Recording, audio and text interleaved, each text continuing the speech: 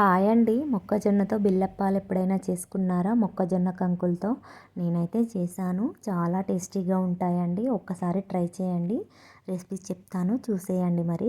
ముందుగా అయితే కొంచెం ముదిరిన మొక్కజొన్న కంకులు తీసుకొని వాటినైతే ఒలిచి ఇలా పక్కన పెట్టుకోండి. లేత అయితే తీసుకోకండి, కొంచెం ముదరాలి మొక్కజొన్న బిల్లప్పాలకు మొక్కజొన్న కంకులు అయితే. నెక్స్ట్ అయితే వీటిని ఒక మిక్సీ జార్లోకి షిఫ్ట్ చేసుకొని అందులోకి అయితే సరిపడా ఎండుమిర్చి యాడ్ చేసుకోండి.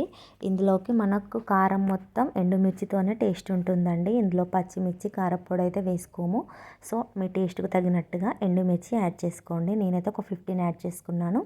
తర్వాత ఇందులోకి కొంచెం జీలకర్ర, కట్ చేసిన ఉల్లిపాయ ముక్కలు, ఒక గడ్డ ఎల్లిగడ్డ తీసుకొని ఒలుచుకొని ఆ పాయలు అయితే వేసుకోండి. తర్వాత కొంచెం పసుపు కూడా యాడ్ చేసుకోవాలి. నెక్స్ట్ అయితే సాల్ట్ వేసుకోవాలి. నేనైతే రాళ్ళుప్పు వేసుకున్నాను.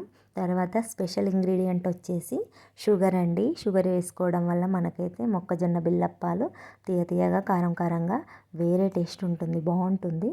తర్వాత కొంచెం ధనియాలు కూడా వేసుకొని ఇవన్నీ మంచిగా మెత్తగా మిక్సీ చేసుకోండి. తర్వాత ఇందులోకి అయితే మనకు క్రిస్పీగా రావాలి కాబట్టి బిల్లప్పాలు మనం పెసరపప్పు యాడ్ చేసుకోవాలి. నాకైతే 1.5 గ్లాస్ పట్టిందండి చిన్న గ్లాస్తో పెసరపప్పు. తర్వాత ఒక హాఫ్ గ్లాసు నువ్వులు వేసుకోవాలి.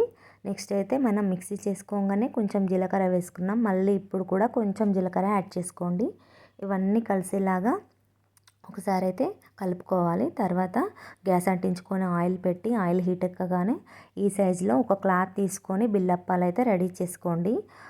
తర్వాత ఆయిల్లో వేసుకొని కాల్చుకోవడమే అండి.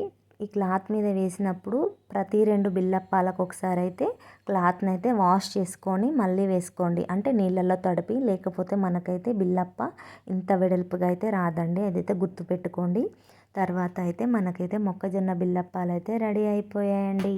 మొక్కజొన్న కంకులు మనకు దొరికినప్పుడు ఇలా ఒక నెల రోజుల కంటే ఎక్కువ పాటే నిలువ ఉంటాయండి. ఇలా చాలా రోజులు నిల్వ ఉండే ఈ మొక్కజొన్న బిల్లప్పాలు అయితే చేసుకోండి. చాలా టేస్టీగా ఉంటాయి, క్రిస్పీగా వస్తాయి. పెసరపప్పు వేసాం కదా, చాలా బాగుంటాయి. ఒకసారి అయితే ట్రై చేయండి. మన ఛానల్ని అయితే సబ్స్క్రైబ్ చేసుకోండి. Bye bye.